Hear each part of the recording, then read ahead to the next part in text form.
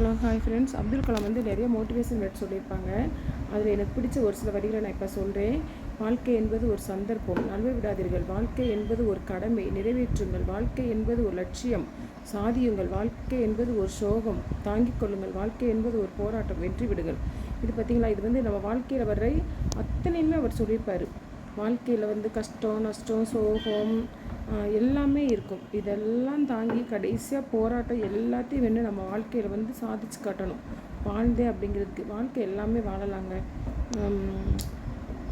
ஆடும் தான் ஒரு பிறக்குது, இறக்குது, போகுது அப்படின்னு இல்லாமல் நம்ம பிறந்தோம், இருந்தோம், சாதித்தோம் அப்படிங்கிறதுல அப்துல் கலாம் பார்த்திங்களா, அவர் ரொம்ப ஏழ்மையான குடும்பத்தில் பிறந்தார். அவர் முகம் அழகாக இல்லைன்ட்டு அவ்வளோ தூரம் வந்து எல்லாமே அருவறுப்பட்டு ஒதுக்கப்பட்டாங்க. ஆனால் அவர் எவ்வளோ பெரிய சாதனை சாதிச்சாலும் அழகுங்கிறது முகத்தில் இல்லைங்க, மனசில் தாங்க இருக்குது.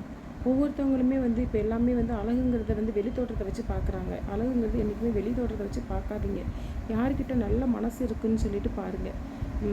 எனக்கு அவர் சொன்ன இந்த வார்த்தைகள் ரொம்ப பிடிக்கும். உங்களுக்கு பிடிக்குமா அப்படிங்கிறத வந்து கமெண்டில் சொல்லுங்கள். Okay friends.